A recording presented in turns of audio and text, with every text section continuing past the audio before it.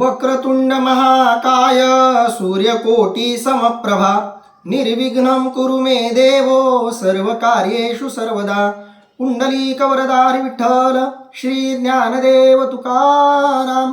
पंढरीनाथ भगवान की जय. माऊली ज्ञानेश्वर महाराज की जय. जगद्गुरु संत तुकाराम महाराज की जय. सव संतन की जय. माऊली महावैष्णव ज्ञानोबारायांच्या परमश्रेष्ठ अशा ज्ञानेश्वरी ग्रंथाचं चिंतन करत आपण 125 क्रमांकाच्या ओव्यांपर्यंतचा टप्पा पार पाडलेला आहे. आज आपण 4थ्या अध्यायातल्या 126 क्रमांकाच्या ओव्यांच्या पुढचं निरूपण करणार आहोत, ज्यामध्ये भगवान श्रीकृष्ण परमात्म्याच्या भगवद्गीतेतल्या 26व्या क्रमांकाच्या श्लोकांचं माऊली निरूपण करणार आहेत. आपण मागच्या काही दिवसांपासून यज्ञ या साधना पद्धतीचं ज्ञानोबारायांनी जे रूपकात्मक वर्णन केलेलं आहे ते रूपकात्मक वर्णन बघतोय. यज्ञ ही जी प्रक्रिया आहे, या प्रक्रियेतून ऋषीमुनींनी काही एक तत्वज्ञानात्मक संदेश सबंध जगताच्या समोर ठेवण्याचा प्रयत्न केला होता. सुरुवातीच्या काळामध्ये त्या यज्ञ प्रक्रियेबरोबर त्या यज्ञ प्रक्रियेच्या तत्वज्ञानाचाही अर्थ लोकांच्या लक्षात होता, पण नंतरच्या काळात हळूहळू त्यामागचं तत्वज्ञान बाजूला पडून केवळ प्रक्रिया म्हणून, केवळ क्रिया म्हणून यज्ञ प्रक्रियेला महत्त्व राहिलं. आणि नंतरच्या काळामध्ये जेव्हा बुद्धिवाद वाढला तेव्हा यज्ञ प्रक्रियेचं कोणतंही फळ किंवा कोणताही फायदा आपल्याला होणार नाही असं जेव्हा लक्षात आलं, तेव्हा ही यज्ञ संस्कृती हळूहळू मागं पडली आणि ती नामशेष झाली असं आपल्याला साधारणपणे चित्र बघायला मिळतं. अगदी हे यज्ञ संस्कृतीच्याच संदर्भात झालेलं आहे असं नाही, तर अनेक प्रक्रियांच्या बाबतीमध्ये आपल्याला हे असं झाल्याचं लक्षात येतं. आपण ज्या विधी पाळतो, ज्या परंपरा पाळतो, त्या विधी परंपरा रूढी यांच्याही बाबतीत अनेकदा या गोष्टी घडतात. सुरुवातीच्या काळामध्ये त्या प्रत्येक क्रियेमागं काही कारणं असतात. एक उदाहरण म्हणून आपण विवाह संस्थेचं उदाहरण घेऊ, कारण लोकसाहित्यामध्ये आणि लोकसाहित्याच्या समीक्षेमध्ये हा विषय खूप बारकाईनं विचारात घेतलेला असतो. तो विचार असा आहे की लोकसाहित्यामध्ये ज्या विधी आहेत त्या विधींची जेव्हा सुरुवात झाली तेव्हा सुरुवातीच्या काळामध्ये या सगळ्या विधी विधानांना काही एक अर्थ होता. जे लग्न म्हटलं तर लग्नामध्ये नवरीचा मामाच नवरीला घेऊन येतो, नवरदेवाचा मामाच नवरदेवाला घेऊन येतो. याच्या मागं काही एक कारणं होती, ऐतिहासिक कारणं आहेत त्याच्या मागं. विका राजवाडेंनी भारतीय विवाह संस्थेचा इतिहास नावाचं एक पुस्तक लिहिलं आहे. त्या पुस्तकामध्ये भारतीय विवाह संस्थेमध्ये ज्या काही विधिविधानं आहेत त्या विधिविधानांचा ऐतिहासिक संदर्भ, त्यांची व्युत्पत्ती उत्पत्ती सगळी त्यांनी ससंदर्भ उदाहरणांसह मांडलेली आहे. जिज्ञासूंनी तो ग्रंथ वाचावा. त्या ग्रंथातून एक गोष्ट स्पष्ट होते की लग्नामध्ये नवरदेव नवरी यांचं पाणीग्रहण विधी काय आहे, त्यांच्यामध्ये अंतरपाठ का धरला जातो, मंगलाष्टका का म्हटल्या जातात, लग्नाच्या आधीचे विधी कोणते, लग्नाच्या नंतरचे विधी कोणते, हळदच का लावली जाते वगैरे सगळ्या लग्नातल्या प्रत्येक विधीच्या मागं काही एक अर्थ आहेत. पण ते अर्थ आता आपण विसरलोत आणि आता आपल्याला फक्त ते विधी लक्षात राहिलेत. आणि अनेक जण ते विधीही करतात, प्रामाणिकपणे करतात, पण अनेक जणांना त्या विधींमधली सार्थकता काही जाणवतच नाही. आणि तेही चुकीचं नाही, कारण त्या विधींमागचा जर तत्वज्ञानात्मक अर्थच तुम्ही विसरलात तर त्या क्रियेला केलं काय नाही केलं काय काही अर्थ उरत नाही. क्रिया ही त्याच्या मागं असलेल्या तत्वज्ञानाचं प्रकटीकरण, स्पष्टीकरण, अभिव्यक्ती म्हणून महत्वाची आहे. तुम्ही ती क्रिया अर्थ डोळ्यासमोर ठेवून करत असाल तर त्याला अर्थ आहे. गुरुजनांना वंदन का करावं, सकाळी उठल्याबरोबर देवाला नमस्कार का करावा, पूजा अर्चा का करावी, जेवण करण्याच्या पूर्वी मंत्र का म्हणावेत, या सगळ्या गोष्टींच्या मागं काही एक तात्विक अर्थ होता. आजच्या काळामध्ये त्याच्या मागचा तात्विक अर्थ आपण विसरून गेलोत आणि असं अनेक गोष्टींच्या बाबतीत घडलंय.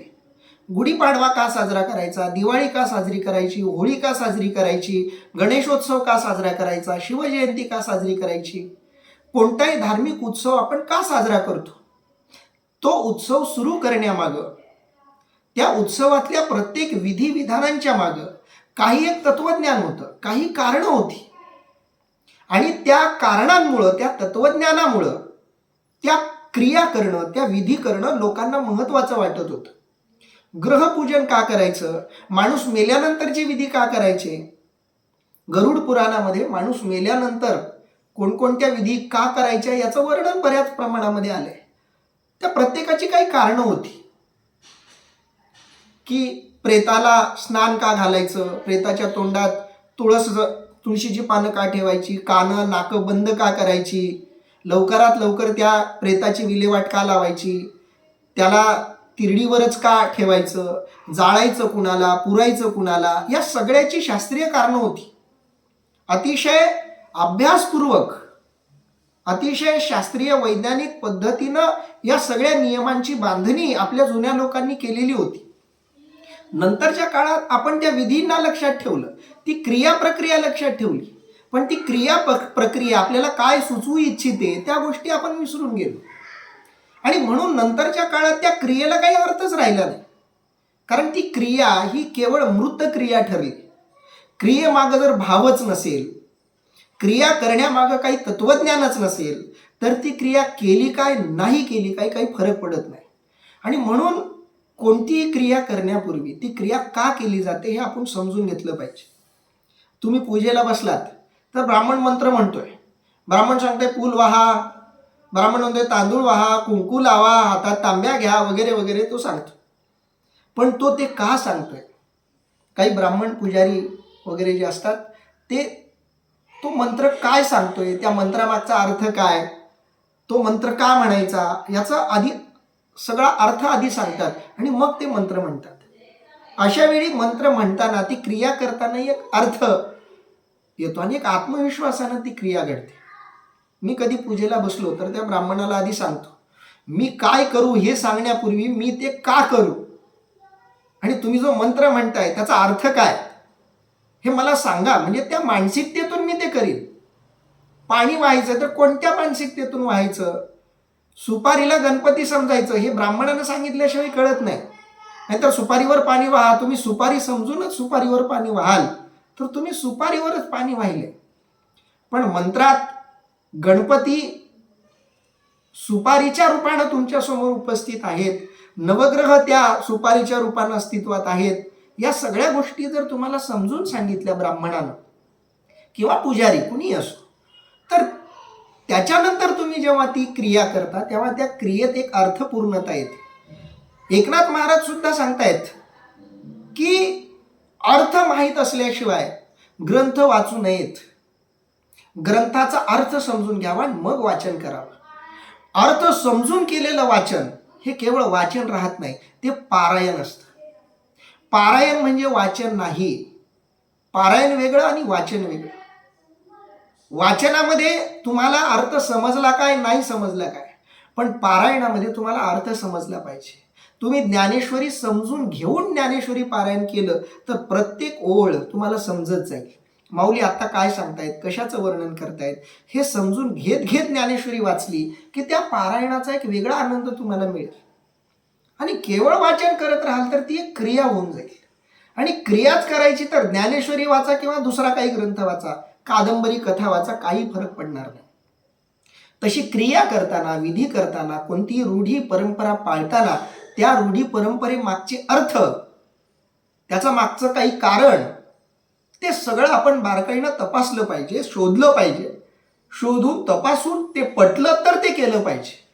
जर ते पटत नसेल तर ते करूही नका. कारण बुद्धीला न पटता नाईलाजानं रूढी परंपरा म्हणून एखादं केलेलं कार्य किंवा विधी हा फळत नसतो. फळण्यासाठी, विधी परंपरा रूढी फळण्यासाठी त्याच्या मागची तात्विक कारणं आपण समजून घेतली पाहिजेत. आणि यज्ञ संस्कृती जी आहे या संस्कृतीचंही असंच झालंय की ती यज्ञ संस्कृती तर आपण समजून घेतली, ती क्रिया आपण सगळ्यांनी समजून घेतली, पण त्या क्रियेच्या मागं असलेलं तत्वज्ञान आपण विसरलो. यज्ञ ही एक क्रिया आहे, त्या क्रियेमागं काही एक तत्वज्ञान आहे आणि ते तत्वज्ञान आपल्याला माऊलींनी स्पष्ट करून सांगण्याचा प्रयत्न केला आहे. ते करण्यामागचा माऊलींचा उद्देश हा आहे, हेतू हा आहे की यज्ञ संस्कृती मागे असलेला उदात्त हेतू लोकांच्या समोर यावा. कर्मसिद्धांत स्वीकारणाऱ्यांनाही यज्ञ संस्कृतीतून काही एक सूचन मिळालेलं आहे. ज्ञानमार्गातून पुढे जाणाऱ्यांनाही यज्ञ संस्कृतीच्या क्रियेतून, यज्ञ क्रियेतून, प्रक्रियेतून काही एक सुचवण्याचा प्रयत्न झालेला आहे. जे हठयोगी आहेत, योग साधना करणारे आहेत, त्यांना सुद्धा यज्ञ प्रक्रियेतून काही एक सुचवण्याचा प्रयत्न या ऋषीमुनींनी केलेला आपल्याला दिसतो. प्रत्येकाला यज्ञ संस्कृतीच्या या क्रियेतून काही एक तत्व, काही एक अर्थ समजून घेता येऊ शकतो. तो आपण समजून घ्यायला हवा, हा इथं आपला दृष्टिकोन आहे. माऊलींचाही प्रयत्न हाच आहे. आणि माऊली वेगवेगळ्या रूपकातून, वेगवेगळ्या प्रतीकांमधून यज्ञ संस्कृती स्पष्ट करून सांगण्याचा प्रयत्न करतायत. यज्ञ हे एक रूपक आहे, यज्ञ हे एक प्रतीक आहे आणि त्या प्रतीकाला साधनेच्या दृष्टीनं स्पष्ट करण्याचा प्रयत्न भगवंत आणि माऊली करतायत. पुढं स्पष्टीकरण देताना भगवंत काय म्हणतायत ते आपण बघूयात. भगवंत म्हणतायत, श्रोत्रादीनिंद्रियाण्यन्ये संयमाग्निषु जुह्यति, शब्दादीन विषयान्नन्ये इंद्रियाग्निषु जुह्यति. अर्थात दुसरे कोणी श्रोत्राधिक इंद्रियांचे हवन संयमरूपी अग्नीत करतात आणि कित्येक शब्दादी पंचविषयांचे हवन इंद्रियरूपी अग्नीत करतात. यज्ञामध्ये ज्या वेगवेगळ्या आहुती दिल्या जातात त्या आहुती वेगवेगळ्या प्रकारच्या असतात. त्याच्यामध्ये लाकडं असतात, वेगवेगळ्या प्रकारची लाकडं असतात, वेगवेगळ्या प्रकारची पानं असतात, वेगवेगळ्या प्रकारची झाडाची वरची साल असते, वेगवेगळ्या प्रकारची फळं असतात, वेगवेगळ्या प्रकारच्या गवतांचा त्याच्यात समावेश असतो, वेगवेगळ्या प्रकारच्या धान्यांचा त्याच्यामध्ये समावेश असतो, तुपाचा त्याच्यामध्ये समावेश असतो. अशा वेगवेगळ्या पदार्थांचं हवन त्या यज्ञकुंडामध्ये केलं जातं. हे वेगवेगळे पदार्थ सुद्धा काही एक सुचवतात. माऊलींनी त्या पदार्थांच्या वेगवेगळेपणाचं सुद्धा इथं वेगवेगळ्या रूपकांमधून, वेगवेगळ्या प्रतिमांमधून स्पष्ट करण्याचा प्रयत्न केलेला आहे. काही लोकांनी श्रोत्राधिक इंद्रियांचं हवन संयमरूपी अग्नीमध्ये केलंय असं माऊली म्हणतायत. म्हणजे जी 5 ज्ञानेंद्रिय आहेत ती 5 ज्ञानेंद्रिय संयमरूपी अग्नीमध्ये त्यांनी टाकलेली आहेत. आणि काहींनी शब्दादी पंचविषयांचं हवन इंद्रिय रूपी अग्नीमध्ये केलेलं आहे. जे वेगवेगळे विषय आहेत ते सगळे विषय या शरीराच्या ठिकाणी त्यांनी मुरवून टाकलेले आहेत. शरीरामध्येच या इंद्रिय विषयांचं हवन त्यांनी केलेलं आहे. असे 2 हवन पदार्थ, एक विषयांचं हवन इंद्रिय रूपी अग्नीत आणि इंद्रियांचं हवन संयमरूपी अग्नीत, या काही लोकांनी केलेलं आहे असं माऊली इथं भगवंत सांगतायत. माऊली याचं स्पष्टीकरण काय करतायत ते आता आपण बघूया. एक संयमाग्निहोत्री ते युक्तित्रयाच्या मंत्री, यजन करीती पवित्री इंद्रिय द्रव्य.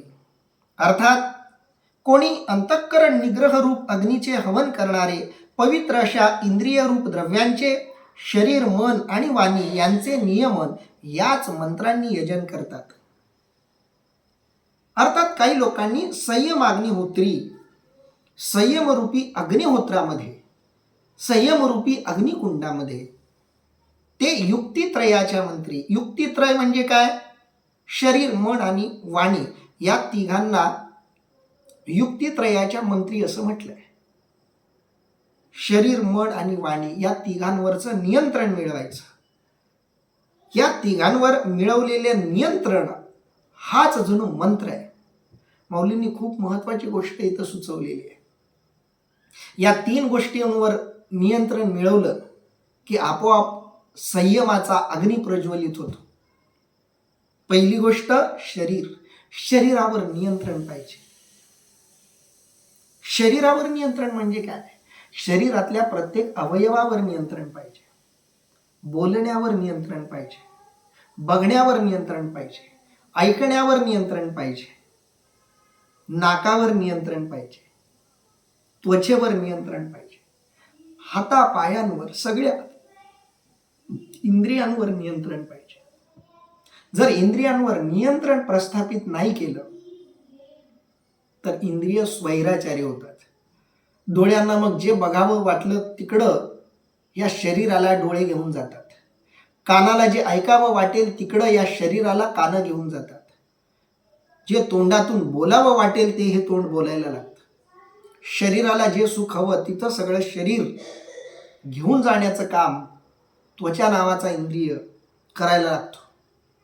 जे या इंद्रियांना आवडेल तसं जर आपण करायला लागलो तर आत्मा या शरीराचा गुलाम बनून जातो. मन इंद्रियांचं दास्यपद स्वीकारायला लागतं.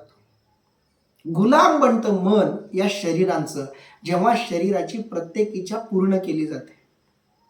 एखाद्या मालकानं आपल्या घरी असलेल्या नोकराचे नको तितके लाड केले तर कधी कधी नोकर स्वतःला मालक समजायला लागतो आणि मग स्वतःला मालक समजणारा नोकर कधी कधी मालकालाच काम सांगतो.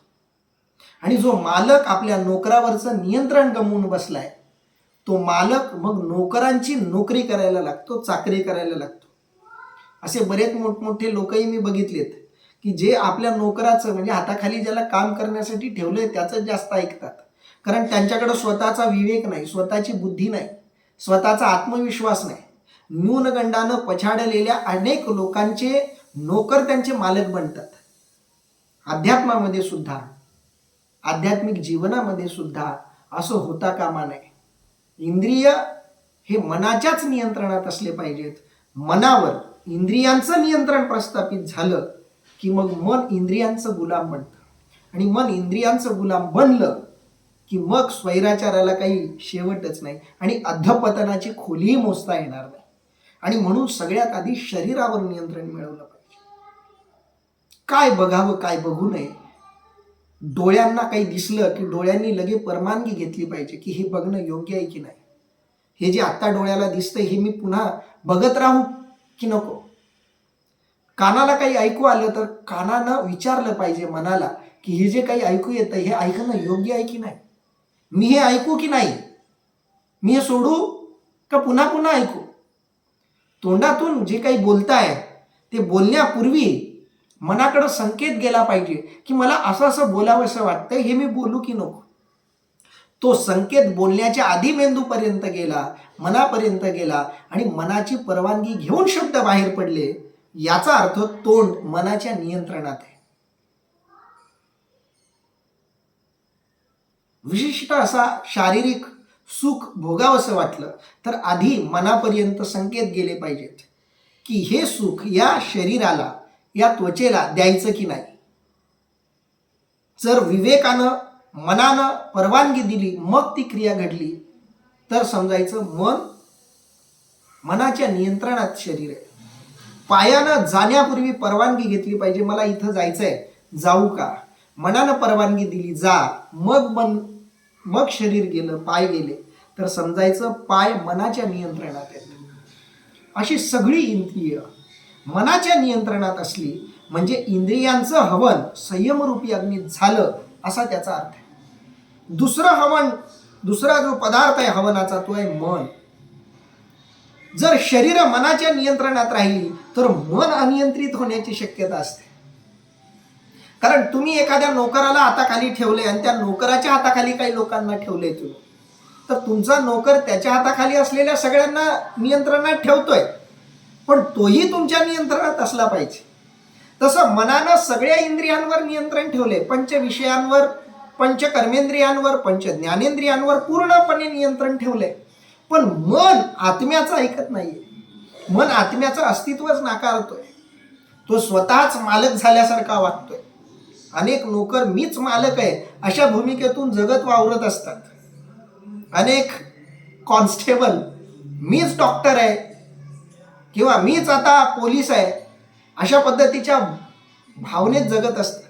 अनेक शिष्य मीच गुरु झालोय अशा भावनेत वावरत असतात, वागत असतात. म्हणून जसं इंद्रिय मनाच्या नियंत्रणात हवेत तसंच मन आत्म्याच्या नियंत्रणात असलं पाहिजे. कारण मनाची चंचलता ही सुद्धा अनेकदा आत्म्याच्या घाताला कारणीभूत ठरते. म्हणून मनही नियंत्रणात पाहिजे. इंद्रिय कुठं जातात जात नाही ठीक आहे, पण मनही कुठं जाण्यापूर्वी त्यांना आत्म्याची परवानगी घेतली पाहिजे.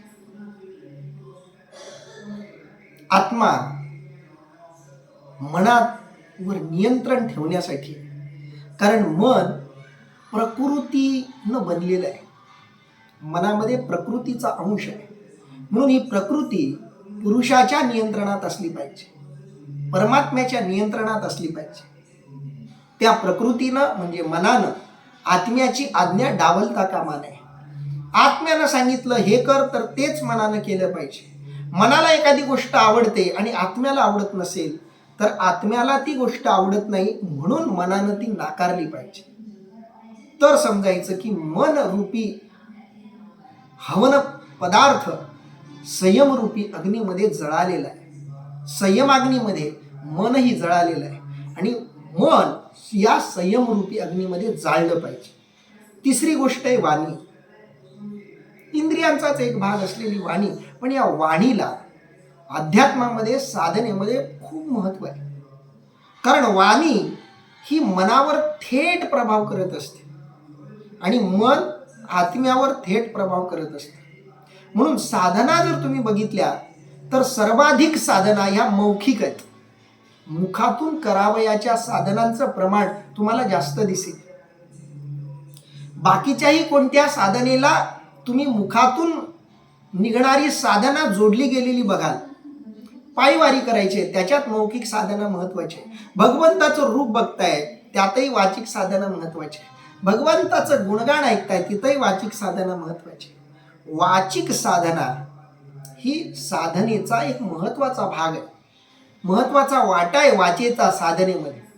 म्हणून नामस्मरण, ग्रंथ पठन, पारायण, भगवंताच्या कथांचं गुणगान यांना साधनेत महत्त्व देण्यात आलंय.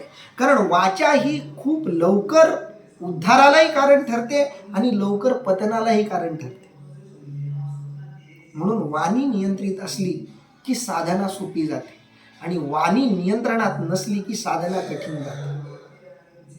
अनेक जण बोलण्यावर नियंत्रण नसल्यामुळं साधनेतून अधपतित होतात आणि अनेक जण वाचेवर नियंत्रण आहे, वाणीवर नियंत्रण आहे म्हणून साधनेत प्रगती करतात. आणि म्हणून वाणीवरही नियंत्रण पाहिजे. ज्याचं त्याच्या वाणीवर नियंत्रण आहे समजायचं त्यानं वाणी रूपी हवन द्रव्य संयम रूपी अग्नीमध्ये जाळून टाकलंय. आणि ते युक्तित्रयाच्या मंत्री या तिघांना संयमाग्नीमध्ये जाळणं ही प्रक्रिया म्हणजे मंत्रोच्चार. वेगळे मंत्र म्हणायची गरज नाही.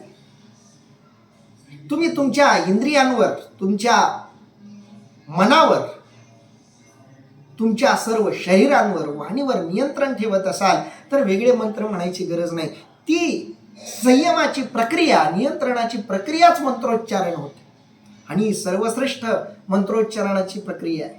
यजन करीती पवित्री इंद्रिय द्रव्ये. आणि काही जण पवित्र अशा इंद्रिय द्रव्यांचं पवित्र अशा या यज्ञकुंडामध्ये, संयमाच्या अग्नी कुंडामध्ये यजन करतात. हा एक यज्ञाचा प्रकार. एका वैराग्य रवी विवळे तव संयती विहार केले तेथ अपावृत जाहले इंद्रियानळ. अर्थात कोणी वैराग्य रूप सूर्य उगवल्यावर अंतःकरण निग्रह रूप अग्नीशी विहार करतात तोच इंद्रिय रूप अग्नी प्रज्वलित होतो. आणखी थोडंसं वेगळं रूपक माऊली मांडतायत. यज्ञ कुंडामध्ये हवन द्रव्यांचं हवन करण्याची एक वेगळी पद्धत माऊली सांगतायत. एका वैराग्य रवी विवळे. काही लोकांनी वैराग्य रूपी सूर्याच्या, विवळे म्हणजे उगवला, काहींच्या आतमध्ये वैराग्य रूपी सूर्याचा उदय झालेला आहे. आणि ज्यांच्यामध्ये या वैराग्य रूपी सूर्याचा उदय झाला, एका वैराग्य रवी विवळे, रवी म्हणजे सूर्य, विवळे म्हणजे उगवला, वैराग्य रूपी सूर्य काहींच्या आत उगवलेला आहे. तव संयती विहार केले. संयती विहार शब्दाचा अर्थ आहे संयमाग्नीचे उद्धरण केले. आणि त्यांनी या वैराग्य रूपी सूर्याच्या मध्ये संयमरूपी अग्नीचा विहार केला.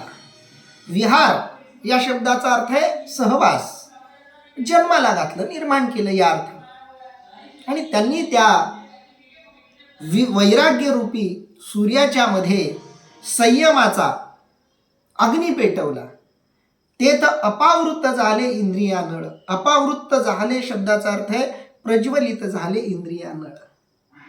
आणि ज्यांनी वैराग्य रूपी सूर्याच्या आतमध्ये संयमाचा अग्नी प्रज्वलित केलेला आहे, त्या प्रज्वलित झालेल्या अग्नीमध्ये इंद्रिय रूपी नळ, नळ म्हणजे पुन्हा अग्नी, इंद्रिय रूपी अग्नी पुन्हा प्रज्वलित झालेला आहे. अग्नीमध्ये पण अग्नी असतो, आगीमध्ये पण आग असते, स्फोटामध्ये पण स्फोट होतात. नासा सुद्धा सांगते, नासाचं असं मत आहे की सूर्यावर अगणित स्फोट घडत असतात. ते स्फोट सुद्धा अग्नीचेच असतात.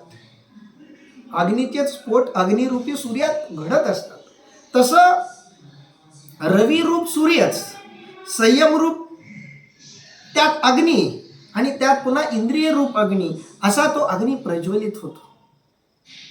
तीही विरक्तीची ज्वाळा घेतली, तव विकारांची इंधने पळीवली, तेत आशा धुनी सांडिली पाचही कुंडे. अर्थात त्या इंद्रिय रूपी अग्नींनी वैराग्य रूप ज्वाला घेतल्यावर काम क्रोधाधिक विकार ही लाकडे दग्ध होतात व विषयेच्छा हाच कोणी धूर पंच ज्ञानेंद्रिय रूप कुंडातून निघून जातो. अतिशय बारीक सूक्ष्म तपशील माऊलींनी वर्णन करताना दिलेला आहे. यज्ञकुंडामध्ये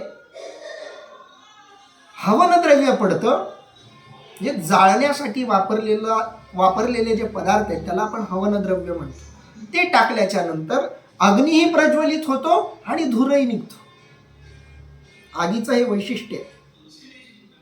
आगीमध्ये धूरही निघतो आणि अग्नीच्या ज्वाळाही निघतात. धूर कधी निघतो? जेव्हा तुम्ही जड पदार्थ अग्नीमध्ये टाकता तेव्हा थोडा वेळ धूर निघतो. आग लागलेली आहे आणि मध्येच एकदम तुम्ही लाकूड टाकलं की एकदम धूर निघतो, कारण अग्नी थोडा मंदावतो. कारण अग्नीला, त्या लाकडाला एकदम प्रज्वलित करण्या एवढी ताकद नसते. अग्नीला आणखी थोडी आग हवी असते, आणखी थोडी प्रखरता, तीव्रता हवी असते, आणि म्हणून थोडासा धूर येतो. धूर येणं म्हणजे अग्नी मंदावल्याचं लक्षण आहे. तुम्ही तूप टाका, अग्नी भडकेल. पेट्रोल टाका, अग्नी भडकेल. तिथं तुम्हाला धूर दिसणार नाही. आगीची लोंड किंवा लोळ बाहेर पडताना तुम्हाला दिसते. पण लाकूड टाकलं किंवा जड पदार्थ टाकला की अग्नी मंदावतो आणि धूर बाहेर पडतो. ते पुन्हा माऊलींनी सूक्ष्म असा जो संदर्भ आहे, ती सूक्ष्म घटना पुन्हा आपल्या ओवींमध्ये शब्दबद्ध केलेली आहे.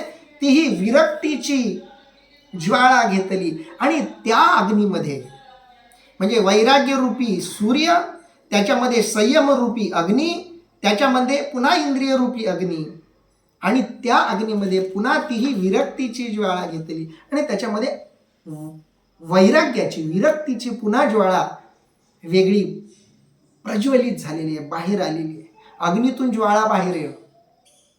तव विकारांची इंधने पळीवली. विकार म्हणजे कोणते?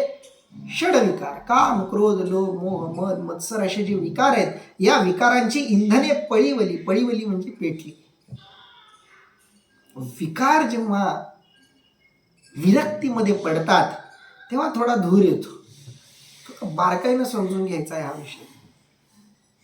तुम्ही जेव्हा कोणती साधना करायला जाता तेव्हा वाईट विचार आधी येतात.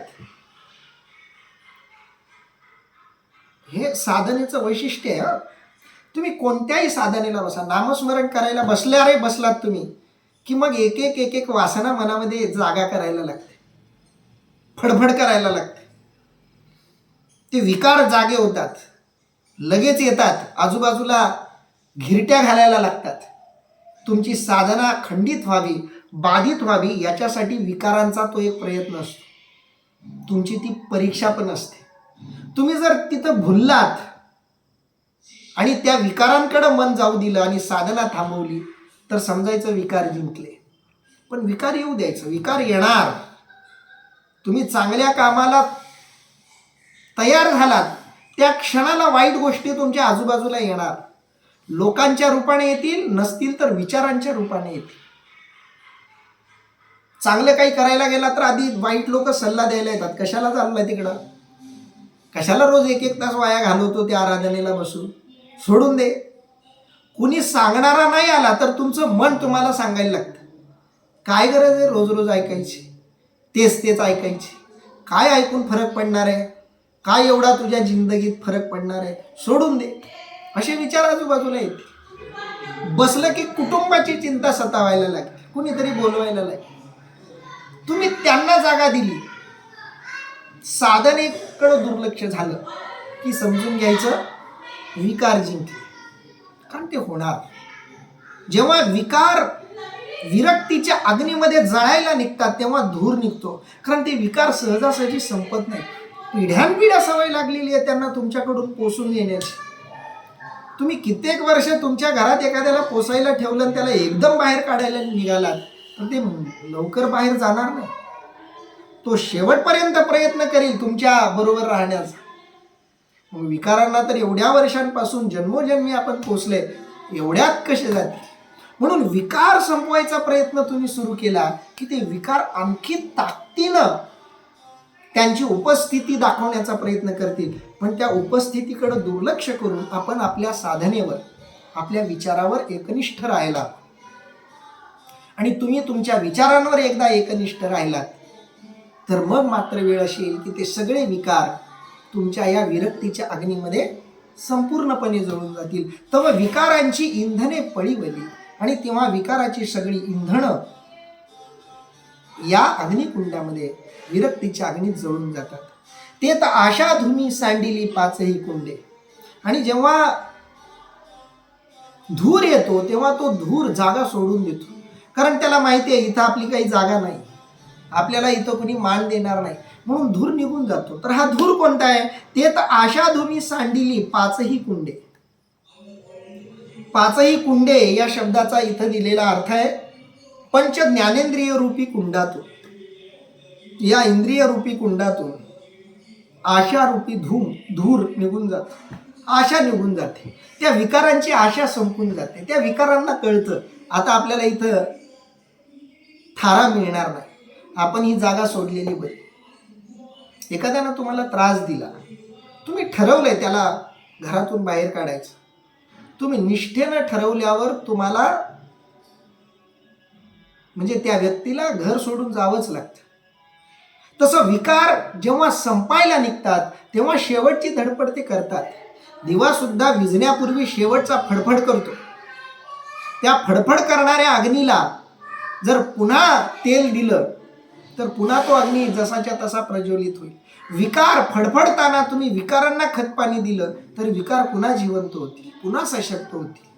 पण तुम्ही त्यांची गया वया न करता, कीव न करता तुम्ही तुमच्या भूमिकेवर तटस्थ राहिलात तर त्या विकारांची आशाही संपून जाते. ते तर आशा धुमे सांडिली पाचही कुंडे. मग वाक्य विधीची निरवडी, विषय आहुती उदंडी, हवन केले कुंडी इंद्रियाग्नीच्या. अर्थात मग वेदविहित वाक्यांच्या सहाय्याने इंद्रिय रूप अग्नी पेटलेल्या कुंडात शब्द स्पर्शादी विषयांच्या मोठाल्या आहुती देतात. मग वाक्य विधीची निरवडी, वाक्य विधीची निरवडी शब्दाचा अर्थ आहे वेदात सांगितलेल्या विधीच्या योगाने. वेदांनी जी विहित कर्म सांगितलेली आहेत त्याच्यासाठी शब्द आहे मग वाक्य विधीची निरवडी. आता आपण वेदविहित कर्म म्हणजे काय, तर आपण काही वेद वाचून त्याप्रमाणे कर्म असा याचा अर्थ आजच्या काळात घेणं तितकंसं संयुक्तिक होणार नाही.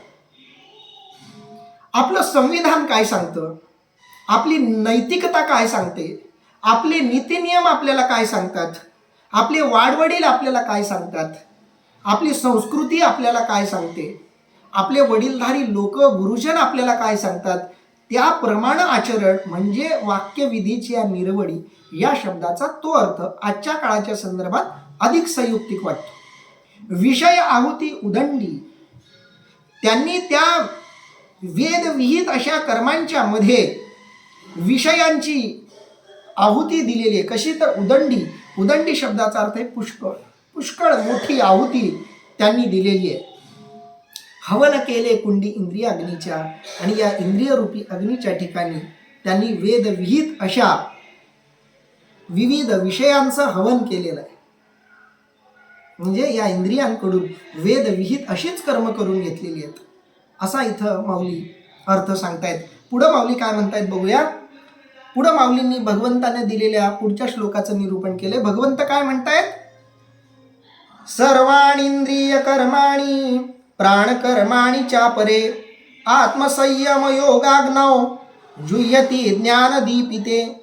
अर्थात दुसरे कुणी ज्ञानाने प्रदीप्त झालेल्या आत्मसंयमरूप योगाग्नीत सर्व इंद्रियांची कर्मे व प्राणापानादी वायूंची कर्मे हवन करीतात. इथं पुन्हा वेगळ्या प्रकारचा यज्ञ, वेगळ्या प्रकारचं हवन कुंड, वेगवेगळ्या प्रकारची हवन द्रव्य, वेगवेगळ्या प्रकारची यज्ञ प्रक्रिया माऊली स्पष्ट करणार आहेत.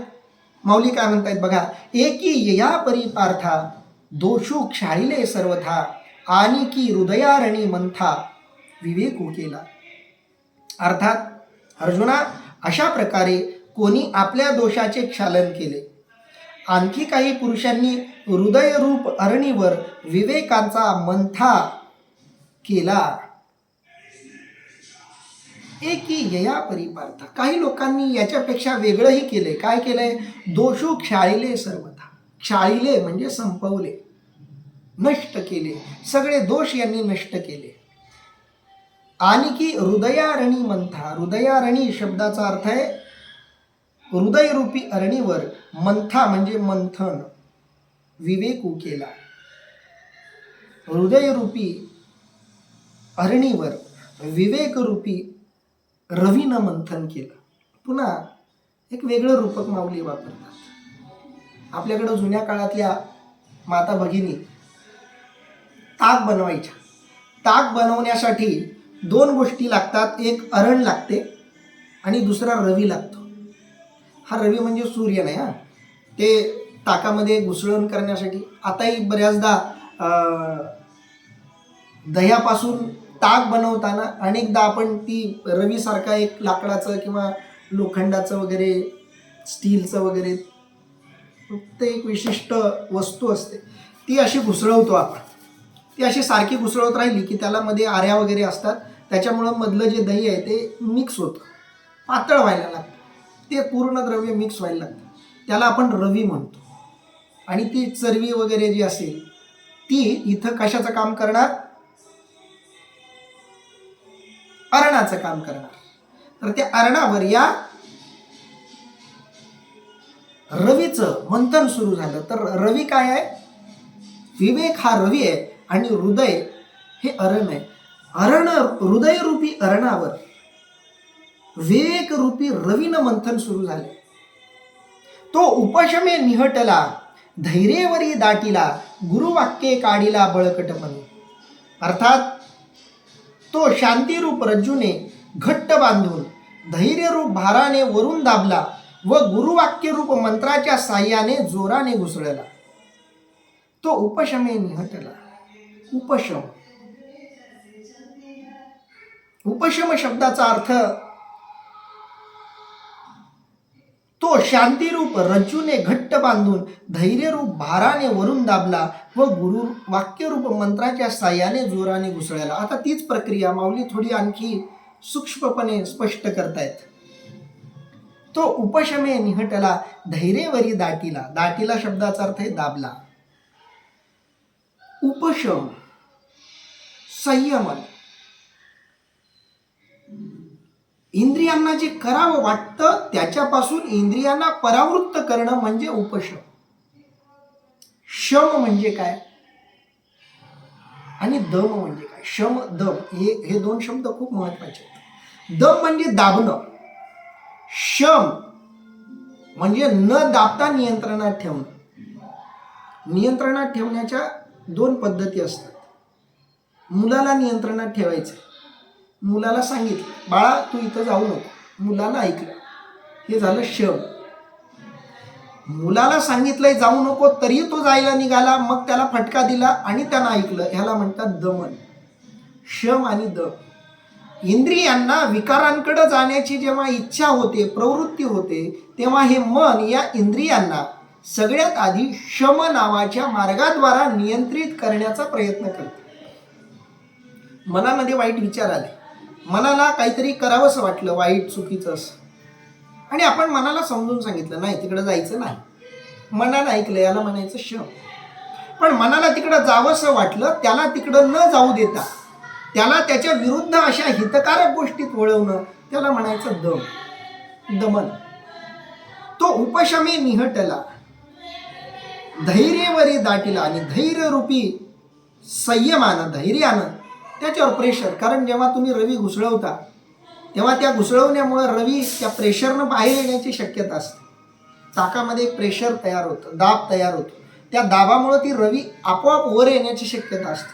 म्हणून ती रवी त्या चाकामध्ये तशीच त्याच जागी असली पाहिजे, याच्यासाठी वरून दाब असला पाहिजे. धैर्य हा तो दाब आहे. धैर्य ठेवलं पाहिजे, धीर ठेवला पाहिजे. साधनेमध्ये, आराधनेमध्ये धैर्य महत्वाचं. थोडी साधना केली, यश नाही मिळालं की लोक सोडून देतात.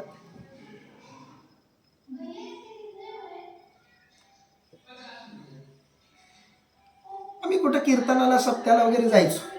गेलो की काही लोक 2-3 वर्ष मन लावून सप्ताह करायचे, आणि एखाद्या वर्षी गेलो की ते आजूबाजूला कुठंच दिसायचे नाहीत. आम्ही त्यांना विचारलं की अहो ते आमके कुठं गेले, ते तर दरवर्षी असायचे. नाही म्हणे महाराज, 3 वर्ष सप्ताह करून बघितलं पण त्यांना काही फायदा झाला नाही म्हणे त्याचा, म्हणून सोडून दिलं ते. साधना करताना धैर्य गरजेचं आहे. साधना सुरू केली, लगेच काहीतरी मिळालं पाहिजे, पी हळद आणि हो गोरी, असं साधनेत होत नाही. धैर्य ठेवलं पाहिजे, संयम ठेवला पाहिजे.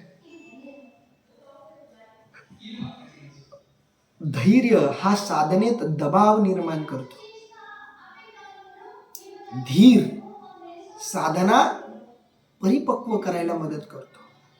तुमची साधना नियमित ठेवण्याचं काम धैर्य करत असतं, आणि म्हणून धैर्याचा दावही गरजेचा आहे. गुरुवाक्ये काढीला बळकटपणे, आणि गुरूंचं जे वाक्य आहे त्या गुरूंच्या वाक्याच्या रूपाने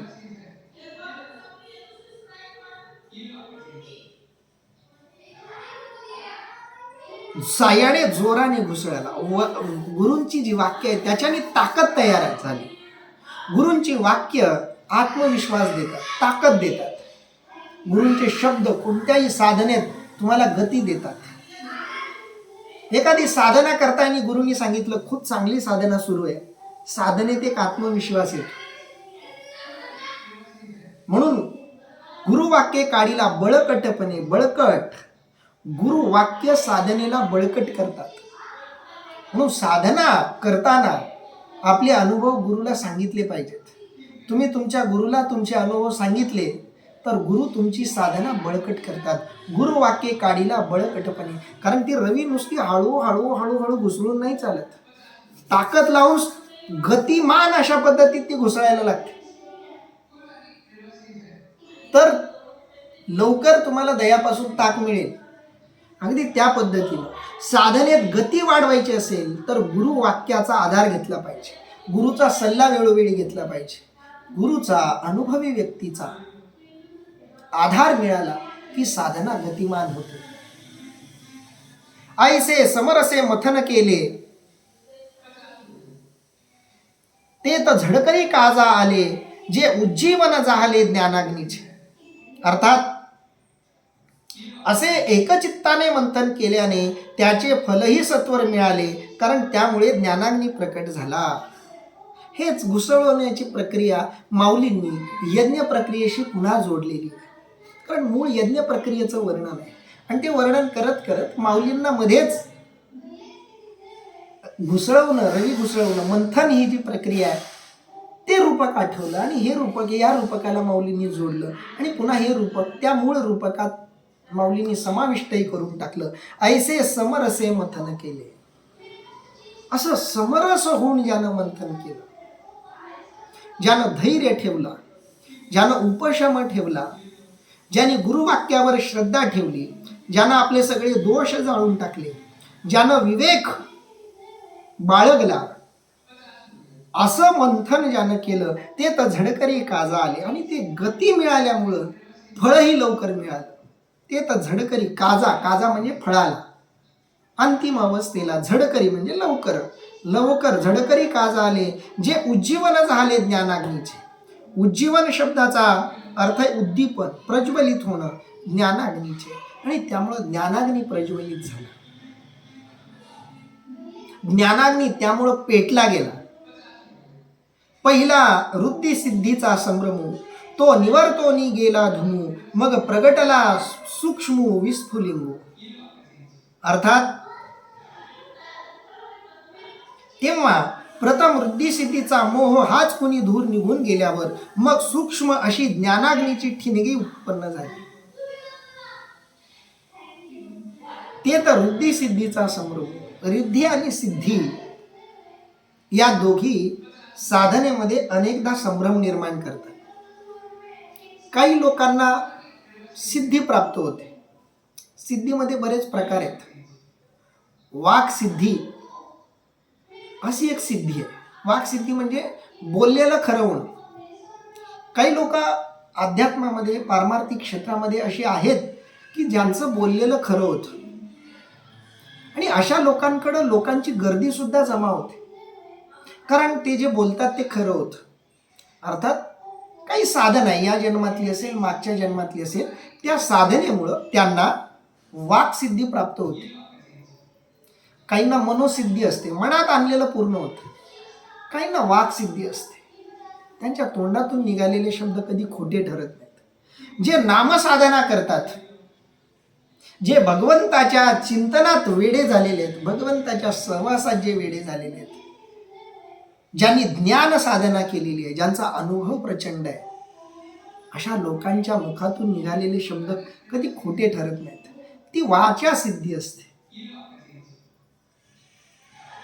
अशी वाचा सिद्धी प्राप्त झाल्यामुळं अनेकदा संभ्रमही निर्माण होतो. मी बोललो ते खरं होतं म्हणजे मला सर्व काही मिळालं, आता मी आत्मज्ञानी झालो, असा काही लोकांना भ्रम होतो. रिद्धी सिद्धी प्राप्त झाल्या म्हणजे आत्मज्ञान झालं असं होत नाही. आत्मज्ञान वेगळं आणि रिद्धी सिद्धी वेगळं. चांगदेवाला सगळ्या सिद्धी प्राप्त होत्या, पण सगळ्या सिद्धी प्राप्त झाल्या म्हणून चांगदेव मुक्त झाला असं नाही. चांगदेवाच्या आत रिद्धी सिद्धीचा भ्रम होता. माऊलींनी चांगदेव 65 लिहून तो दूर केला. माऊली तेच सांगतात, पहिला रिद्धी सिद्धीचा संभ्रम, रिद्धी सिद्धीनं निर्माण केलेला संभ्रम तो निवर्तोनी गेला धुमू, आणि रिद्धी सिद्धीचा संभ्रम हाच धूर मग नंतर निघून गेला. मग प्रगटला सूक्ष्म विस्फुलिंगू. प्रगटला म्हणजे निर्माण झाला, जागृत झाला. सूक्ष्म म्हणजे बारीक, विस्फुलिंगू म्हणजे ठिणगी. सूक्ष्म अशी ठिणगी मग प्रकट झाली. अध्यात्मातला अनुभव ही एक ठिणगीच असते. प्रचंड साधना केल्यावरती थोडीशी जन्माला येते, थोडीशी निर्माण होते. आग पेटण्यासाठी एवढीशी ठिणगी पुरेशी असते. छोटीशी ठिणगी सबंध जंगल जाळू शकते. थोडीशी अध्यात्माची ठिणगी, आत्मज्ञानाची ठिणगी सबंध जीवन परमात्ममय करून टाकू शकते. आणि ज्याच्या अंतःकरणातला रिद्धी सिद्धीचा संभ्रमरूपी धूरही निघून गेला, त्यांच्या आत हा सूक्ष्म असा ठिणगीच्या रूपातला तो आत्मतत्व रूप अग्नी प्रज्वलित होतो.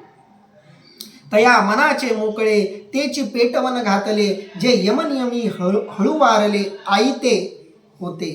अर्थात त्यानंतर त्या अग्नीला शमदमादिकांनी अगोदर वाळून हलके झालेले असे निर्दोष मन हेच पेटवून घातले. पुढं माऊली काय म्हणतात बघा, तया मनाचे मोकळे. मन मोकळं झालं, मनामध्ये आता काही विकार राहिलेले नाहीत. मन सुद्धा ओलं आणि कोरडं असतं. विकारांनी भरलेलं, वासनांनी भरलेलं मन म्हणजे ओलं मन, आणि वासनांनी विकारांनी मुक्त मन म्हणजे कोरडं मन, वाळलेलं मन. कारण वासना, ओलेपणा नव्या गोष्टीला जन्म घालतो, नव्या गोष्टीला जन्म देतो. एखादा ओला पदार्थ असेल तर त्याच्यावर शेवाळ येईल, त्याच्यावर वनस्पती उगवेल, ओलेपणा नवीन काहीतरी जन्माला घालतो आणि कोरडेपणा सगळं काही संपवतो. सृजनात्मकता संपवण्याची ताकद कोरडेपणामध्ये असते. आणि तो कोरडेपणा मनाचा म्हणजे मोकळं मन, निर्विषयी मन. सूक्ष्म शरीर म्हणजे ओलं मन. आणि मोक्षाला कारणीभूत ठरणारं, मोक्ष ज्या मनाच्या अतिशय जवळचं आहे ते मन म्हणजे कोरडं मन. तया मनाचे मोकळे, मोकळं मन कोरडं मन, तेचे पेटवण घातले. आणि त्या मोकळ्या मनाची पेटवण आहुती या अग्नीमध्ये घातली, जे यमनियमी हळुवारपणे ऐके होते. हळुवारपणे म्हणजे शुष्क झालेले आयते होते. आणि यम नियम रूपी अग्नीमध्ये या कोरडे मनाला सहजपणे जाळून टाकलं. तेने साधुकपणे ज्वाळा समृद्धा, मग वासनांतराची या समिधा, स्नेहेसी नानाविधा जाळीली. अर्थात त्याच्या साह्याने ज्वाळा भडकल्या आणि मग अनेक प्रकारच्या वासनारूपी समिधा ममतारूप तुपासह त्यात जाळून टाकल्या. जे यमनियमी तेने साधुकपणे ज्वाळा समृद्ध, साधुकपणे म्हणजे सहाय्याने, त्या ज्वाळांच्या मदतीने, समृद्ध ज्वाळांच्या मदतीने वासनांतरीची समिधा, समिधा म्हणजे त्या अग्नीमध्ये ज्या वस्तू टाकल्या जातात त्याला समिधा म्हणतात. विंदा करंदीकरांच्या एका कविता संग्रहाचं नाव आहे समिधा. खूप सुंदर नाव आहे. मग वासनांतराची या समिधा, मग वासनांनी भरलेलं जे मन आहे त्याच्या समिधा, स्नेहेसी नानाविधा, मोहरूपी तुपासह जाळीलिया. आणि त्या मोहरूपी तूप त्याच्यामध्ये टाकून वासनांच्या सगळ्या समिधा या अग्नीमध्ये नष्ट केल्या, जाळून टाकल्या, असं माऊली वर्णन करतायत. इथं आपण थांबूयात. राहिलेल्या ओव्यांचं निरूपण आपण उद्या करूयात. पुंडलिक वरदा हरी विठ्ठल, श्री ज्ञानदेव तुकाराम, पंढरीनाथ भगवान की जय, माऊली ज्ञानेश्वर महाराज की जय, जगद्गुरु संत तुकाराम महाराज की जय, सब संतन की जय.